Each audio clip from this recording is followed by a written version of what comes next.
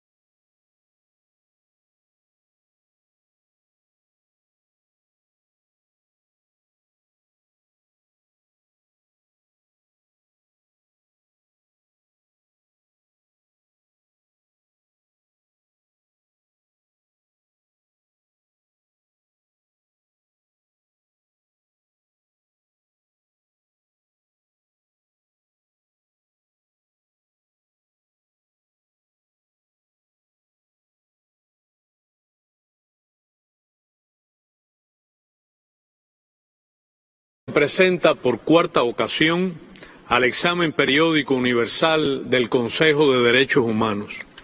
El informe nacional que hoy presentamos es resultado de un amplio y participativo proceso de consultas con instituciones estatales y organizaciones de nuestra sociedad civil. Algunas de ellas están aquí presentes. De 226 recomendaciones aceptadas en el EPU anterior, se han cumplido 215, el 95%. Avanzamos en los procesos de implementación de las 11 restantes. Desde el anterior examen, en 2018, Cuba ha dado pasos significativos en la actualización de su marco jurídico e institucional para la realización de todos los derechos humanos por todos los cubanos. Mediante referendo popular, el pueblo cubano adoptó en 2019 una nueva constitución que amplía el catálogo de derechos y las garantías para su ejercicio efectivo. Se registró un 90% de participación con un 86% de apoyo al texto constitucional. En los últimos 4 años se han aprobado 129 normas jurídicas de rango superior, que es un hecho sin precedentes en Cuba en tan corto tiempo. Entre ellas, quiero destacar el Código de las Familias, una de las normas que más trascendencia ha tenido en la historia social y jurídica del país. Es una ley moderna, integral y avanzada. El enfrentamiento a todas las formas de discriminación ha sido y continuará siendo una prioridad del Estado cubano. En noviembre de 2019 se aprobó el Programa Nacional contra el Racismo y la Discriminación Racial como expresión de la voluntad política del país de erradicar todo vestigio de este fenómeno. Desde 2021, Cuba cuenta con un programa nacional para el adelanto de las mujeres y una estrategia integral de prevención y atención a la violencia de género y en el escenario familiar. Las mujeres ocupan el 56% de los escaños en la Asamblea Nacional del Poder Popular, el 84% de los cargos del sistema judicial y son 8 de cada 10 fiscales en el país. En 2021 se constituyó la Comisión Nacional para la aplicación de las disposiciones de la Convención sobre los Derechos de las Personas con Discapacidad y en junio de 2023 se creó la Asociación Cubana de Personas en Situación de Discapacidad Intelectual. Solo un mes después, el Parlamento Nacional adoptó la Política Integral de Atención a la Niñez, Adolescencia y Juventudes en Cuba. Se ha avanzado significativamente en materia de legislación penal, tanto procesal como sustantiva, y se ha reforzado el debido proceso. Desde 2018 hemos presentado informes exhaustivos ante 4 órganos de tratados, los relativos a discriminación racial, personas con discapacidad, tortura y derechos del niño. Se han desarrollado diversas acciones de cooperación con la Oficina del Alto Comisionado de las Naciones Unidas para los Derechos Humanos, y en julio pasado se celebró un productivo encuentro del presidente de la República, Miguel Díaz-Canel Bermúdez, con el alto comisionado, excelentísimo señor Volker Turk. En mayo de 2023, la relatora especial sobre el impacto de las medidas coercitivas unilaterales en el disfrute de los derechos humanos realizó una fructífera visita académica a Cuba. Tuvimos también la oportunidad de recibir en nuestro país, el pasado mes de junio, al vicepresidente del Comité de los Derechos del Niño. Señora vicepresidenta, el bloqueo económico, comercial y financiero impuesto por los Estados Unidos contra Cuba constituye una violación masiva, flagrante y sistemática de los derechos humanos de los cubanos. Desde el anterior examen, el bloqueo se recrudeció significativamente con la aplicación de más de 240 medidas coercitivas unilaterales adicionales y la fraudulenta inclusión de Cuba en la espuria lista de países patrocinadores del terrorismo elaborada por el Departamento de Estado estadounidense. Desde abril de 2018 hasta febrero de 2023, el bloqueo ha causado daños y perjuicios a Cuba estimados conservadoramente en el orden de los 24.700 millones de dólares.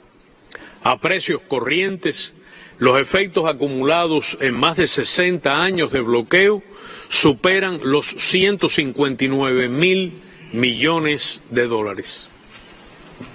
Durante la pandemia de COVID-19, las sanciones contra Cuba, a diferencia del resto, fueron endurecidas deliberadamente a niveles extremos. Se le impidió a Cuba adquirir ventiladores pulmonares de subsidiarias de compañías estadounidenses y partes, piezas e insumos para la producción industrial de las muy eficaces vacunas cubanas. Se obstaculizó la adquisición de oxígeno medicinal en terceros países y quedó demostrada la exigencia de una licencia específica para hacerlo desde los Estados Unidos.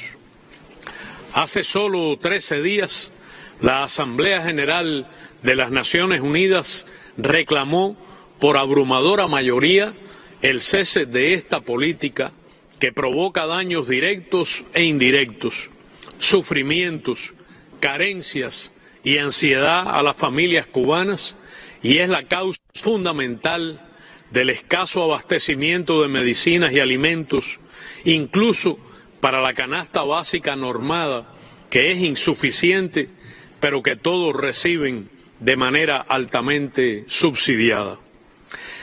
El bloqueo es el principal factor en los precios exorbitantes, la devaluación de la moneda y los salarios, en los agobiantes cortes eléctricos, en las limitaciones en los servicios de primera necesidad, con efectos negativos también en la salud y la educación. Es, además, causa determinante en el incremento actual de los flujos migratorios.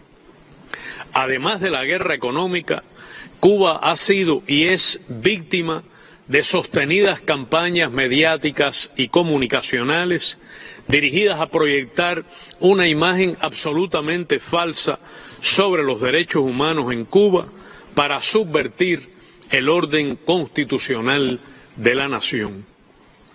Este modus operandi fue implementado con particular intensidad en 2021, cuando se intentó forzar una situación desestabilizadora, combinando medidas extremas de asfixia económica con acciones sofisticadas de manipulación, desinformación e incluso operaciones de guerra no convencional o cognitiva generadas desde territorio y plataformas tecnológicas estadounidenses.